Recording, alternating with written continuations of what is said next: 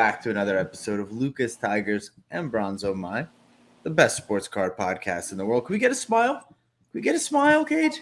Thank you. I'm smiling. I'm hot. I'm sweating. I just cut my finger. It's not well, no complaints. Let me give you guys a quick update on the hobby. I'll pop. Oh, you froze. What happened? So, he froze for a second. Now he's back. You're good. Good. Yeah. Cage, PWCC Premier Auction kicks off. Have you taken a look? No, but I know there's a Charizard in it. I mean, there's I know the big it. ones that are in it because the cards they had on display at the National were the cards from the Premier. There you go. There's a Zard. There's some beautiful, beautiful cards. We'll talk about that. Did you see SGC2 Babe Ruth broke a record? Private golden sale. Yep. A private golden sale. SGC2 Babe Ruth just sold. And, dude, I got Wait, just so that we can get it right, because I haven't seen it. Is it Babe Ruth? Is it Honus Wagner? What is it? Are they not the same person? No, like what Ruth in SGC would set a record? I mean, maybe if it was like the Baltimore News that Collectible has, that might set a record. But an SGC2, I'll find it. I haven't seen a poster. I would imagine that's probably a Wagner. I mean, I haven't been on all day. I've been busy. You know, we've had a lot of calls today. I posted a funny video of you not being able to find parking spots. Did you see that? I did. My sister thought you were being mean. I thought it was hilarious. Mean? How's that mean? My apologies. A T206 Honus Wagner SGC2, $7.25 million. My apologies. That makes no sense. That's awesome, though. I mean, a T206 Wagner. And listen, obviously we're sponsored by them, but think about that for a second. That means the current world record isn't an SGC holder for sale price for a card. And, at the end of the month, that Mantle 9.5 is also an SGC that will break the record. And so they'll be the two highest, completed sale prices, public sale prices, will both be SGC holders for vintage baseball. I mean, we've said it since before we were, engaged with SGC. Vintage stuff, they are as credible as it gets, SGC. They always have been. And I think, argument can be made that, the more headlines that are out there, the more credibility it lends to them overall. So, yeah, that's pretty cool. Now that we're 4 days removed, man, from National, I like the state of the hobby. And what I mean by that is all right, so it's not the bull run that we had a year or so ago, but I think everyone's sort of is settling into their roles. There's a little bit of that competition that we love. Heritage is running that SGC 9.5 Mantle. Golden's doing his thing, man. Golden's had a lot of success this year. PWCC's had a lot of success. They're doing big things. It's nice to see a lot of different companies winning. Let's go to grading. We, for the first time... Heritage too, right? Heritage is the one that landed the SGC 9.5 Mantle, if you want to Did I say Heritage? Further. It's PWCC, Golden, Heritage. I mean, they're all kind of doing that thing. So you have that. You have Leland's. You have a little bit of that competition where not just one company's thriving and the others are kind of dying and wilting away. There's a few that are doing well, which is always a sign of strength, I think, in an industry. Let's move to grading for a second. I think for one of the first times ever, we have 4 companies that are doing really well. They're doing really well. I don't know if we could give our own opinion on, BGS, this and that, but BGS is alive and well. PSA catching up on their backlog, doing their thing. SGC's kind of setting a new trend in turnaround times. Affordable, really, really growing in secondary values. You have CSG doing extremely well as well. A lot of competition. We talk about hobby dying, all that stuff. I see a really healthy industry that's kind of, it's, I don't know if you've went camping, but at night, the coals are still hot. They're simmering, but there's not this huge flame. But anything comes and happens, any little bit of demand that's added into it, that fire lights right back up. So that's what I'm noticing. I notice a very strong collector base, really strong, healthy cash flowing companies, people active, engaged, spending a lot of time and their attention in this space. I'm curious if we didn't get a chance to interview ourselves. We interview everyone else. A lot of people, I think, from our audience would want us to interview us. They love us. They've grown with us since day one. So Are you seeing similar things? If I was to interview you, what's your take on the National? What do you think about the industry? Definitely. I mean, listen, we can take it from the small side, right, which is, the consumers, right, and where more people trying to sell, people trying to trade. But what's funny is when they went there to sell and trade their cards, a blind person could see the expansion of the hobby just in the Atlantic City Convention Center, right? I mean, from the companies that weren't there a couple years ago because they didn't exist, like Whatnot. The Breaking Pavilion is just humongous, right? The Autograph Pavilion is huge. The corporate section is just amazing. And yeah, I mean, listen, we're lucky enough that we work with, some really great partners. And one of my favorite meetings we had over a year ago with Collectible, who we've been with now for almost a full year. When we first started meeting with them, we sat down with Ezra Levine, the CEO, and he said to us that he wants us to know that his interest is in growing the entire fractional space, right? Growing the hobby, growing the space. And that means he wants to see success for anyone in the space, not just his own company, because he realizes that if the space grows, if the hobby grows, that his company will be there growing along with it. And I think that's kind of what you're talking about. And I think even if you're with, Golden, if you see PWCC, succeeding, if you're with PWCC and you see Golden succeeding, if you're with, a grading company and you see just the demand for grading across all of the grading companies, and you see all the people coming in, you have to take a second, take a step back and say, this is good. It's good for all of us, not to use the cliche that you use all the time about growing the overall hobby pie. Cliches are cliches for a reason, though, Cage. But I mean, think about that, right? We've said this a bunch of times, and it really is true. The bigger the hobby pie, the more everybody gets to eat. And I think that was on full display at the National, definitely. And of course, there's competition. And let's not say that that's a bad thing. I mean, competition is a good thing. There are things going on with grading companies, with auction houses that, foster a better environment for consumers, right? I mean, think about that for a second, right? Like, grading companies. If one company turns cards around quicker, it forces the other company to take a deep look at themselves and say, we've got to turn around the cards quicker. If a company says we could turn around the cards quicker and at a value price, then the other companies have to realize that, the measuring stick is going to change for them, right? It's got to be, we got to drop the price or we have to react. And that is good for the you and the me and the listeners who are listening to this out there. That competition is healthy. You know what makes me very proud, Cage, is I think we as a hobby community, because I do think it is a very close-knit community. There's like that whole 6 degrees of separation. I'd argue we're one or two, like at most. Like you don't know the person, you're one introduction away from knowing everybody in the hobby.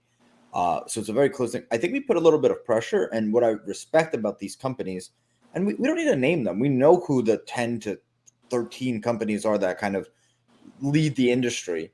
They also, I played on a team, and I remember these teammates. There's teammates who blamed everyone else, and there's teammates who looked at themselves. I think to improve the value, to turnaround times, to lower cost, you have to look introspectively. It's how can we as a company expand, right?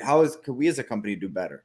And I think we should be proud and not like pat them on the back, but maybe and say that's respectable that they've gone that route and went to add value, as opposed to, because we've seen in the hobby a little bit of bad mouthing, a little bit of coming at each other, right? And that's very petty.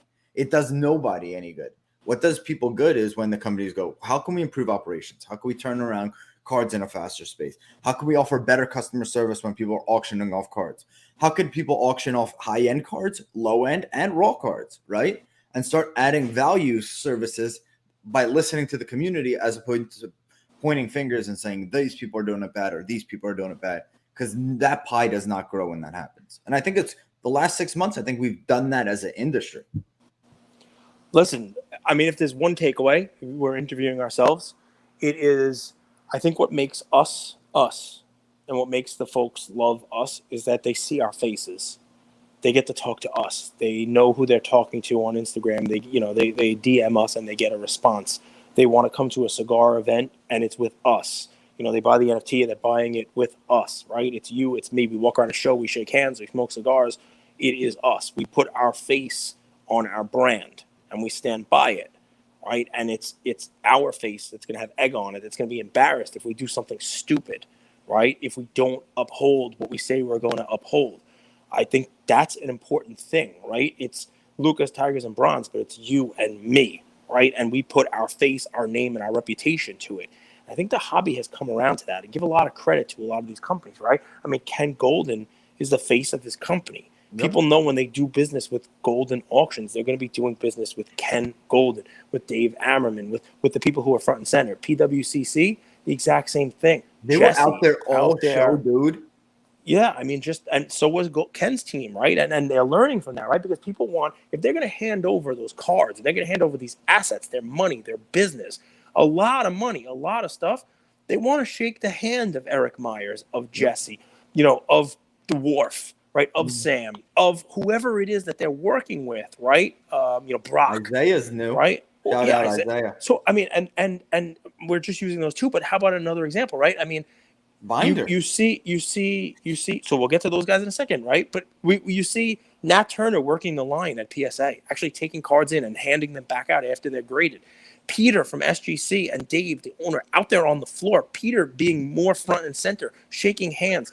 I watched him spend 20 minutes with somebody who was complaining that their 2.5 should have been a 3.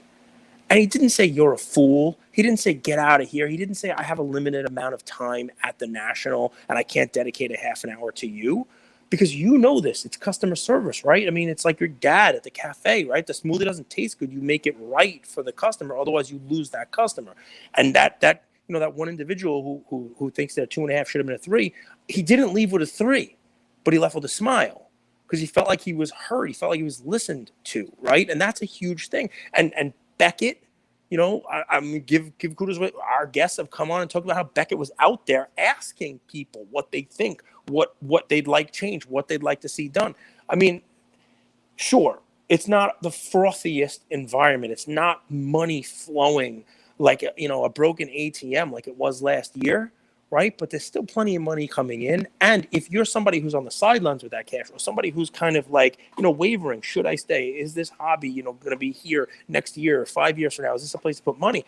I think if you walk that floor and you see all of these companies that are in the lead, and we could talk about Whatnot, we could talk about Breakers, we could talk about, a million other things if you like, they're putting their faces, they're putting their names on the line. That's their reputation. And they realize, I think now, that that's the way that you make sure that your customers, your consumers are happy and willing to do business with you. And that's a cool takeaway. Agreed. Now, Cage, I'm going to put you on the digital collectibles panel because one is if you want to put money into the hobby, but I also want to come in here and add value for people who are like, I don't have disposable income to put into cards, or right now is not a good time for me to put that disposable income into cards. What I'm curious and I'm excited about, and a company that maybe is lacking a face but is doing some innovative stuff is Alt with the whole remint and stuff like that. Dibs is doing interesting stuff. Panini Direct, NBA Top Shot. The thing is, we don't know how digital collectibles are going to play into the hobby, but I'll give you 100% without a doubt that there will be a digital collectible platform or two in the next 5 years. And my value add was, hey guys, make sure to pay attention. But what I wanted to pick your brain on was you were on the Panini Direct panel. You were getting asked questions and all that stuff. How do you think that digital collectibles will make the first splash in cards? What's funny about it is, I'm still wavering on digital, right? There are people out there like Spinatron, who calls us a Spino Crypto in the digital space, who was bought in. I mean, just buying stuff, just like he was buying 2012 Prism Golds when no one else was buying them, and he has conviction. And I've heard him say in the Discord something to the effect of, when you have this kind of conviction, it's okay that 90% of the people think you're absurd, right? Because that's when you want to get in. That's the definition of being early on something. When you know it's going to be right and everybody else is saying it's wrong, that's when you can really be in early before something happens. Now, that doesn't necessarily always work out. Just ask 90% of the people who bought NFTs last year, right? And most of the Panini digital products, at least the ones that I bought, are less valuable than they were when I bought them a year ago. But that's just, I think, a symptom of the overall market. Well, can I pause you real quick? Quick. I think one of the challenges that I've seen, and maybe you see this, I'm curious if Spin sees this too, is there's so many different platforms of digital collectibles too, right? So you don't only have to be right about the player, you have to be right about the player, the type, and then which platform that player is on, because there's Autograph, there's Panini Digital, there's Panini Dunk, Blitz. there's Top Shot, there's UFC Strike. Yep. So there is this defragmentation of digital collectibles too. So you need to not only They're all pick still feeling their way. And I think right. there is a sweet spot. Just to answer your question, what I was leading to was that there is at least a rabid fan base building. There Right. are people who are very passionate about it. And listen, we don't talk about Top Shot or Dapper that often, but I bought into UFC Strike when it first came out. I got very lucky in like one of the first couple of packs, and I got a champion moment. I think it's out of Right. 99 of Glover Teixeira. It might literally be the worst champion moment you can get because he like won the championship at like 45 years old. Great, identified with that, but he never was able to defend it. He lost the belt. But I have his champion moment. But they're trying to make the champions tier, like people who own a champion moment because they're rare and there's only a few of them and they're only out of 99, make that worth something. I got an email yesterday from them saying that anyone who has a champion moment in the champion club, fill out a form and you get the UFC Fight Pass, the subscription to UFC Fight Pass, where you get like all the fights, their fight library, that's for free. Really? Yeah. That's smart. So Yeah. that brings us to a good thing. Is the utility, we think of, someone asked us today, does your Tiger have utility? Yep. And we thought from day one, honestly, to the point where Cage is like, this has to be profitable, Andrew. But I was like, we can't even roll this out without utility. Back to the face, it looks like a money grab. Is utility without a doubt now has to be tied to digital collectibles? No, because there's no utility in cards, right? There's no utility in a card other than nostalgia or I get to show it off or anything like that. The people who are in the hobby for physical, tangible collectibles, they don't buy it because of utility. I mean, we talk about it all the time. You can't rent your card out really unless it's museum caliber. It doesn't pay a dividend. It's just a collectible because it's collectible. The thing is that right now, to get people to buy into digital, because in many regards, it's just a digital version of a physical counterpart. Why do you need it? You already have the physical one. People, to get that conversion, to get that customer acquisition, to get people to buy into it, they're adding in these things. They're testing things out like utility, like, things like this UFC, Fight Pass, to get people to buy into it as a different alternate collectible. Ultimately, they will just be collectibles. And you have the blockchain, involved in it, the whole deal. Honestly, I don't know where it goes, right? I mean, I got to tell you, I love the physical, tangible collectible. I love sitting at that show and you get to see cards. It would be a little different if somebody would set up with a whole table of like, displays and just showed their digital cards off, digital collectibles off. It would be a little, odd. But the other 90% of the people who couldn't make it to the physical location could still see digital collectibles. You know what I mean? Yeah. I got to tell you, right? So here's my thing, right? For someone like us, and I couldn't do this. Like I had a whole thing prepared for when I was on the panel, but the lack of internet completely screwed us over. For when you do an NFT panel, 6 people listen, right? So I was planning on raising my hand, and saying, hey, everyone out there who's listening and interested, do you have the Panini digital platform? No, download it. Yes. What's your name? Okay, here you go. Boom, freebie. Boom, freebie. And just send right there from the stage. Send them, a Giannis. Send them a LeBron. You're the free airdrop fairy. You're the airdrop. I would be the air, but just to show how easy it is to, if you are a podcast, if you are a breaker, if you are someone in the industry who wants to provide a giveaway to somebody. You don't have to ship it. You don't have to pack it. You don't have to go to the post office. It's just, here you go. It's a giveaway. So that makes sense. And I'm respectful of your time, man. We have 12 minutes. So what I have inextricably then, using your word, it will be impossible for these things to really hold value. By the way, I have to check on our Juan Soto and our, I wonder how those are doing. I forgot we bought those, by the way. My mind wanders in crazy places, but like, are we still figuring out who's going to be the tops of? Yeah, 100% digital collectibles? And I mean, it's funny. We'll have Panini on, but your question to them was a valid one about licensing and about that. I mean, like, how does that change? When licensing changes, how does that change? Especially when you have like Panini, who's their own digital platform, right? I mean, they have baseball.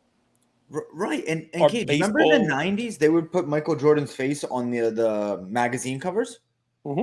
That's not a violation of whoever was making cards then, right? That was a different medium. You had cardboard, You had magazines. You have a different medium. These are cards and digital collectibles, completely different worlds. Right, which is why Top Shot was able to do their thing. They have a license for like a video collectible, NFT. So, I mean, yeah, I think it's going to be something that a lot of lawyers will get involved in and carve out a fun thing. But we've lost all of our audience talking about digital. I don't know why No, this is the topic today, but we can continue on it. Whatever you like. you do this mid-episode, but this is actually one of our best episodes, and I think most people would agree. The reason why this is a valuable episode is the wild west of the sports card hobby is not collectors or anything else. It's there is this digital side of the collectible space that's going to be a part of what we do, whether we like it or not. And that doesn't mean that card collectors have to become digital. I think they could use this time where cards aren't booming, they're not dropping to the floor, to at least take a look, do research. So I had this mic drop moment. But if you happen to be one of the not the 5 people who listened to my panel with the Panini, was full of people. What are you talking about? I'm making jokes. But somebody asked, hey, how do you get this adoption? How do you get this to do it? And I said, Panini has to commit to something, or one of the other companies. But I was just speaking about Panini, and they have to basically pick some sort of a set that is beloved, that everybody likes, whether it's Kaboom or Downtown or Color Blast, or something that's in a physical product every year, and they have to leave it out. They have to take Color Blast out of Prism, right? And don't put it in. Or Downtown out of Optic, and don't insert it in the physical packs. And instead, just put Downtown in digital and make it a real limited set, like 50 copies of each one, a 20 card set. So there's a total of 1,000 of them out there. And only have it in the digital packs, and then declare a date a month after the packs are sold out, or whatever it is. That's like your ex-dividend date, whatever date it is. And on that date, any wallet holder, any owner of the digital version of that Color Blast, they get a physical card sent to them. Numbered Color Blast. So if you own Mac Jones rookie Color Blast number 1 of 50, in the mail you will get number 1 of 50. And then you know what will happen? These things will start showing up on eBay, they'll start showing up on Instagram, they'll start showing up in auction houses, and the 99% of the world that doesn't follow digital will say, wait a second, there's a Color Blast this year? Where the hell did that come from? And they'll understand that going forward there will be this desired set that can only be obtained through opening digital packs, through collecting digital, through maybe doing digital challenges, and that will open the floodgates. I truly believe that. Cage, what if you put a redemption in the packs that you scan the QR code, and that activates a pack opening on the Panini Digital that inside of that has Downtown? You could do that, or you could do it the other way too. While you're opening a pack online, it's a QR code, it's a redemption for a physical, a 1 of 1 or something that you can only get from being. Now they have something like this, but they only do Dutch auctions, the blockchain 1 of 1s that they put up there, and those become physical cards. But those are, that's a very different thing. People want. Okay. So quick question. That's my idea. Yeah. How was your Whatnot show today? I know it was good. I gave away a bunch of Ichiro 2012 Prism PSA 10s. That's your staple. I have a lot of them. I found the box of them in my basement that I forgot about. That I had 20 of them, so I figured let me give away a bunch. So I think we gave away more than we sold. All right. Anything else? But we keep the audience happy. Keep people happy. One thing that blows my mind, and I don't know. I was looking through the Premier auctions. 2016 Cristiano Ronaldo Prism Gold PSA 8. That didn't feel like a Premier worthy card to me. Why is gold so revered? Even like something so low grade. 2016. Well, that's the first Prism soccer. It's Ronaldo. 2014. Is it? So you said this is what, 2014? This is 2016. Oh, okay. So then, that's interesting, right? I would think it would be the first one that would be. So 2014 was what, World Cup, right? Mm-hmm. You would think that the first one would be. It would be what they, what people are after. I don't know, man. Listen, when you see a Brady, I know it's 2012, I know it's Brady, I know it's gold, sell for $250,000. Is it really out of the realm of possibility that a Ronaldo, Prism Gold sells for, a significant amount of money? No. I don't know how to tier it, but this subset of cards very much worries me. This like weird gold set that's overpriced that feels like people who can't get the best stuff, they have to buy into this kind of chase of a card, and that card feels more of $1,000 to $2,000 card. It's money, man. I feel like the gold is not something that the people who can't get the best stuff get. I think that is the best stuff. You think the gold, even something like PSA 8 of 2016? Well, I'd have to look. I don't know the soccer that well, right? But I mean, remember soccer Prism Golds? They don't make that every year. You know, that's supposed to just be like a World Cup thing, right? Which is why I'm a little odd that there's a 2016. This one was a UEFA one. Here, I'll pull it Okay. up. I'm just curious, man. I just, Sasha T had a good post. He's like, if scrolling eBay isn't part of your night routine, then you're doing it wrong. I don't know if you saw that. But like, dude, if you're in cards, you're looking at cards, you're watching it, you're trying to find out how much something's worth. Why is it worth what it's worth? You know, Well, what I let's mean? pay attention. We'll see what it sells for. I mean, listen, the soccer market, there's a rabid fan base, and people pay for the golds. And how many Prism golds? I mean, even if you got what's 2014, 2016, it looks like 2018. How is there anything else? Was I think there wasn't a 2020. Was there? I don't think. I think that's it for Prism. I think it's just 3 Prism sets. I mean, the next World Cup they'll probably have one. But what that means is that true golds, not inserts, not whatever, just actual golds. There's 30 total gold Ronaldo Prism cards. 30 total for the entire soccer collecting world. You know, that to me, the entire grit eating world, Mr. Tipton. You know, Luca Nation. well, listen, before we run. Okay. I mean, I know I'm the one with the time crunch, but we had a lot of fun stuff going on today. We had a lot of fun meetings. I gotta say thank you, right? I'll thank you, but more thank the hobby. I've been home for a week now. Had a chance to kind of digest it, finally unpack, put some stuff away, and really take it in. And you say we haven't interviewed ourselves. I like to thank the hobby. I like to thank everybody who took part in National that I got to meet, that I got to shake hands with, that came to our party. Apologize to people who weren't able to get to our party because of the limited space, and know from me that we will do better for our next party, whenever that might be, whether it's Mint Collective, National, something sooner.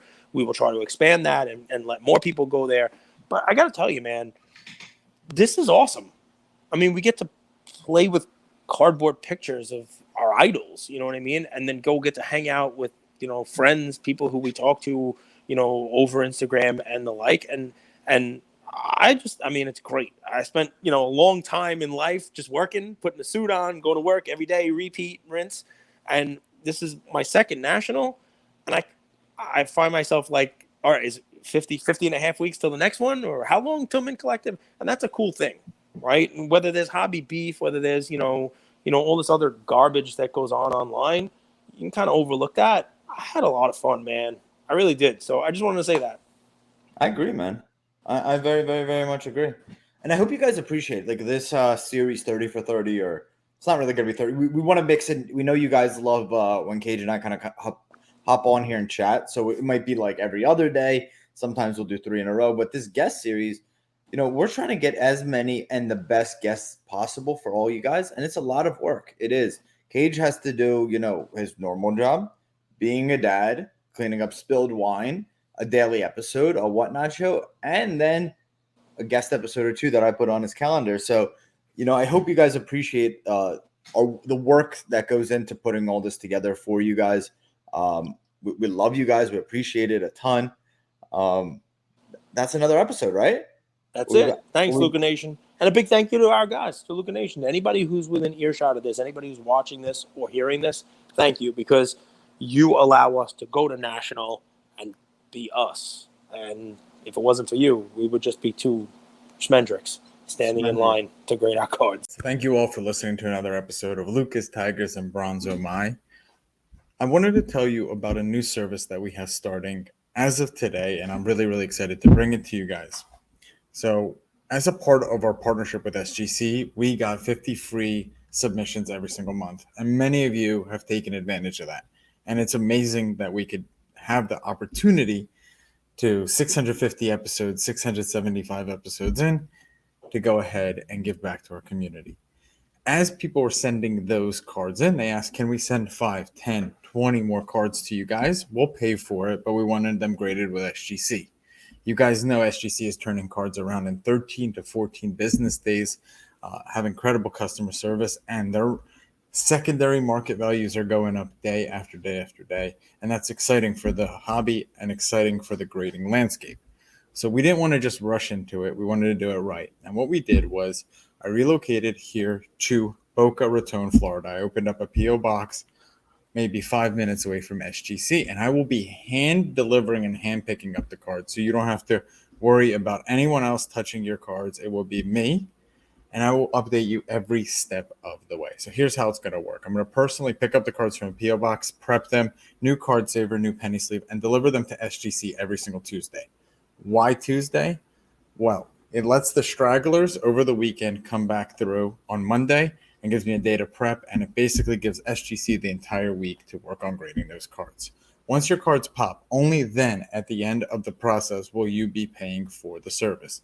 It's $25 per card, simple as that, and the turnaround times have never been faster. We're hearing right now 13, 14, less than 20 business days. So there it is.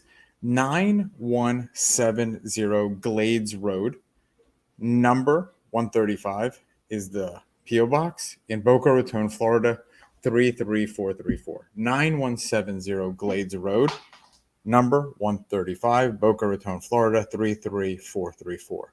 Of course, you could shoot me an email or shoot me a text anytime, and I'm always available. Many of you already have my email. It's iamandrewgoldberg@gmail.com, or my cell phone number, 215-519-9154. Reach out with any questions. I could walk you through the process. I've hopped on the call with quite a few of you, and I'm happy to do that. Love you, Luca Nation.